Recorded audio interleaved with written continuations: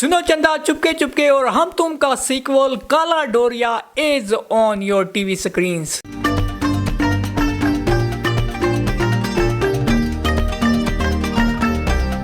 कैसी होगी काला डोरिया की एंटरटेनमेंट सी स्टोरी।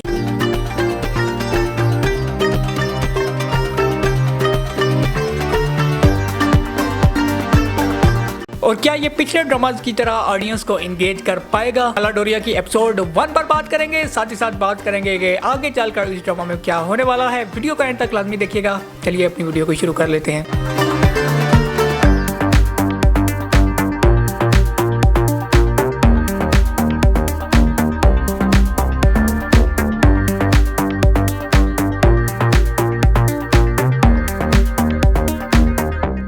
काला डोरिया की एपिसोड 1 आप लोगों ने देखी, काफ़ी ज़्यादा इंटरेस्टिंग स्टोरी थी और इसकी एपिसोड 1 देखकर हमें चुपके चुपके और हम तुम की और सुनो चंदा की याद आ गई, क्योंकि काफ़ी सारी सिमिलैरिटीज़ हैं ड्रामाज में।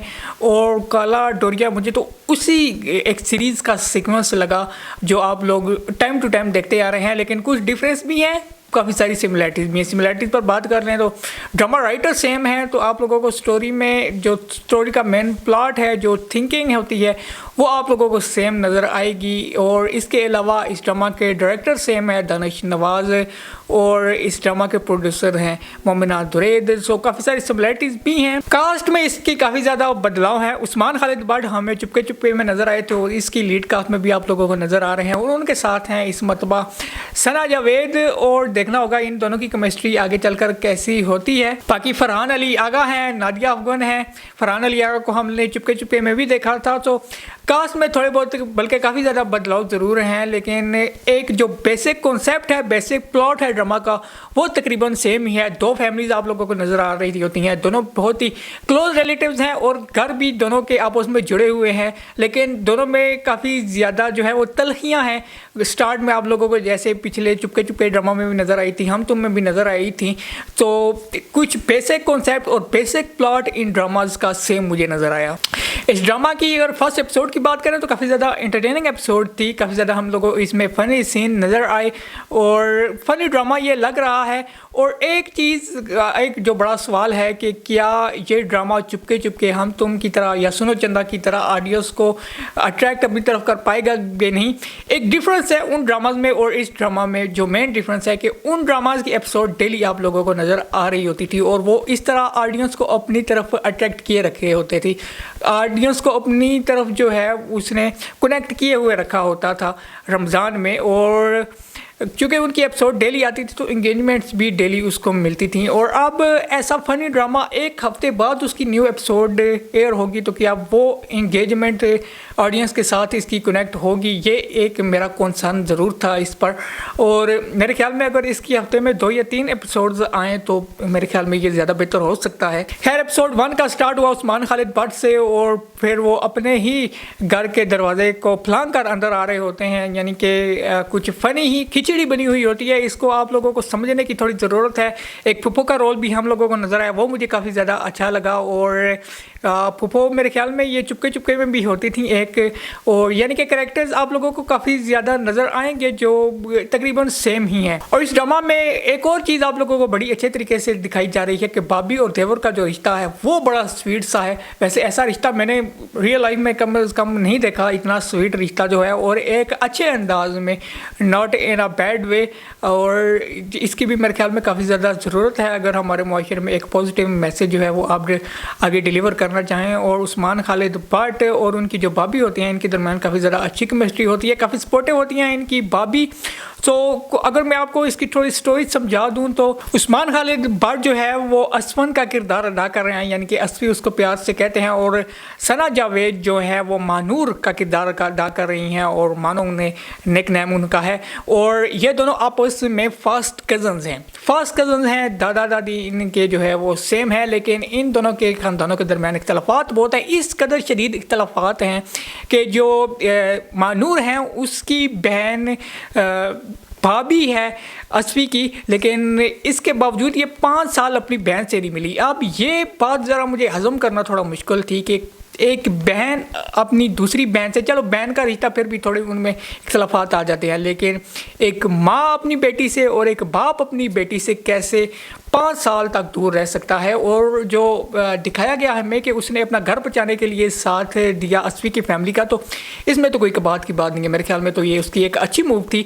और इसके अलावा जो इनके दादा दादी होती हैं, दादा एक साइड हैं और दादो एक साइड हैं, सो ये भी काफ़ी ज़्यादा जो है वो थोड़ा सा हजम नहीं हो रहा था मुझे कि ये दोनों आपस में सेपरेट क्यों हैं और दोनों एक दूसरे के साथ रहना चाहते हैं, उसके बावजूद एक दूसरे से अलग हैं, क्योंकि इनके दोनों ख़ानदानों के दरमियान जो है वो खिचड़ी या एक दूसरे को सलाम दुआ करना भी ये लोग पसंद नहीं करते, लेकिन ये रहते हैं एक दूसरे के पड़ोस में। और अस्वी और मानूर जो हैं वो एक ही यूनिवर्सिटी में है और एक ही सब्जेक्ट एक ही क्लास में वो पढ़ते हैं।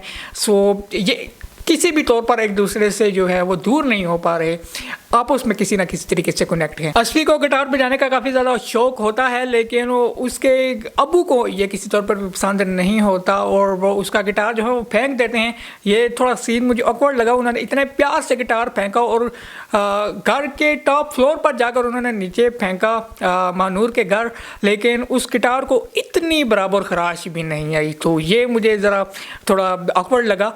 लेकिन एनी हाउ फिर इन दोनों के दरमियान, अस्वी और मानूर के दरमियान हमें काफ़ी ज़्यादा नोक झोंक भी होती हुई नज़र आई, एक दूसरे को बातें सुनाते हुए भी ये लोग हमें नज़र आए टाइम टू टाइम। और ये आप लोगों को नज़र आएगा जब तक ये ड्रामा अपने बैक एंड की तरफ जाएगा, इन दोनों ख़ानदानों के दरमियान जो है वो इसी तरह की नोक झोंक आप लोगों को एक मैदान जंग बना हुआ नज़र आएगा, यानी कि पाकिस्तान इंडिया का एक बॉर्डर समझ लें, इन दोनों के घर के दरमियान है और उसमें जो है वो फायरिंग होती हुई आप लोगों को हमेशा नज़र आती रहेगी जब तक कि ये ड्रामा अपने बैक एंड की तरफ नहीं जाता। यानी कि एपिसोड 1 देखने के बाद आप लोगों को एक बात का पता चल चुका है कि पूरे का पूरा आवे का आवा बिगड़ा हुआ है इस ड्रामा में, और इन सारी चीज़ों को राइटर साइमा अकरम चौधरी कैसे आगे लेकर चलेंगी और कैसे इन चीज़ों को समेटेंगे, ये देखना इंटरेस्टिंग होगा। Overall I enjoyed that episode. और इसके अलावा अगर एक्टिंग की बात कर लें तो उस्मान खालिद भट्ट की एक्टिंग में जो है वो मुझे उनकी चुपके चुपके वाली जो एक्टिंग थी उसकी झलक नज़र आई। मुझे लगा कि वो ये उस्मान खालिद भट्ट वो पुराने चुपके चुपके वाले वापस आ गए हैं, तो उनकी एक्टिंग बिल्कुल वैसे ही मुझे सेम लगी और अच्छी एक्टिंग थी उनकी। और इसके अलावा जो मानूर हैं यानी कि सना जावेद, उनकी भी एक्टिंग अच्छी मुझे नज़र आई। और अब इन दोनों की केमिस्ट्री कैसे होगी और ये दोनों आपस में जब इनका कोई कनेक्शन होगा डेवलप, तो ये जोड़ी कैसे लगेगी हमें ये तो देखना होगा। लेकिन ओवरऑल अगर एक्टिंग की बात की जाए तो मामी कैरेक्टर काफ़ी ज़्यादा इंटरटेनिंग थे। अली सफीना भी शायद आप लोगों को इसमें आगे चलकर नज़र आए, सो ये और भी ज़्यादा इस ड्रामा में जो है वो इंटरेस्टिंग होगा। नादिया अफगान की हमें एक्टिंग हमें देखने को मिली, हमें वो भी काफ़ी ज़्यादा हम लोगों ने देखा है कि फनी सीन्स काफ़ी ज़्यादा अच्छे करती हैं, तो उनका कैरेक्टर भी एक अच्छा कैरेक्टर है। So overall I am looking forward to this drama, काफ़ी ज़्यादा इंटरेस्टिंग ड्रामा है। अब अगर इसकी एपिसोड 2 पर बात कर लें तो एपिसोड 2 में अब एक चीज़ जो मैं इस ड्रामा में जानना चाह रहा था कि क्या ये ड्रामा थ्रू आउट रहेगा इसी तरह फनी ही, या आगे चलकर थोड़ा इमोशनल भी होने वाला है, थोड़ा सैड भी होने वाला है। सो ये इस सवाल का जवाब ढूंढने में हमें थोड़ा टाइम लगेगा, क्योंकि एपिसोड 2 के टीज़र में हम लोगों ने देखा है कि अस्वी और मानूर के जो दादा हैं वो हॉस्पिटलाइज्ड होते हैं। और अब क्योंकि ये आपस में इतने क्लोज रिलेशंस हैं इनके कि एक दूसरे की कम अज़ कम जब इस तरह का मुश्किल टाइम आए, हॉस्पिटल में जाना हो या कोई ऊंच नीच हो, तो एक दूसरे का साथ देना तो बनता है। सो हम लोग देखेंगे कि जो अस्वी की फैमिली है वो बिल्कुल भी अलाउ नहीं करेगी एक दूसरे को, किसी को भी कि वहाँ पर हॉस्पिटल में जाए, लेकिन हम लोग देखेंगे कि अस्वी वहाँ पर जाएगा और ये बात जो है वो उसके घर वालों को पसंद नहीं आएगी। तो देखना होगा कि जो ऐसे क्रिटिकल मोमेंट्स आएंगे क्या उसमें इन लोगों की फैमिली एक दूसरे का साथ देती है, और उसमें ये जो ड्रामा का एक फ़नी पार्ट है, एक फ़नी ड्रामा हम लोगों को नज़र आ रहा है, क्या ये एक सीरियस मोड की तरफ भी जाएगा और क्या ये इमोशनल ड्रामा भी आगे चलकर होने वाला है। तो सबसे बड़ा क्वेश्चन मेरे नज़दीक तो यही है। लेकिन ये ड्रामा काफ़ी ज़्यादा इंटरेस्टिंग है, मैं और आप इस ड्रामा को काफ़ी ज़्यादा इंजॉय करने वाले हैं, क्योंकि हम लोग बखूबी अंदाज से जानते हैं कैसे डायरेक्ट करते हैं दानिश नवाज़ और कैसी राइटर हैं साइमा अकरम चौधरी। काफ़ी ज़्यादा ज़बरदस्त किस्म के उन्होंने इंटरटेनिंग ड्रामाज हमारे लिए लिखे हैं, तो काफ़ी ज़्यादा इंटरेस्टिंग होगा ये ड्रामा। आप लोगों को ये ड्रामा कैसा लगा और आप लोगों की इस ड्रामा से क्या एक्सपेक्टेशंस हैं, कमेंट सेक्शन में अपनी आरा से मुझे ज़रूर आगाह कीजिएगा। हमारे चैनल को सब्सक्राइब कर दीजिएगा। नेक्स्ट वीडियो तक के लिए मुझे यानी सैयद मोहसिन बास को दीजिए इजाज़त। अल्लाह हाफिज़।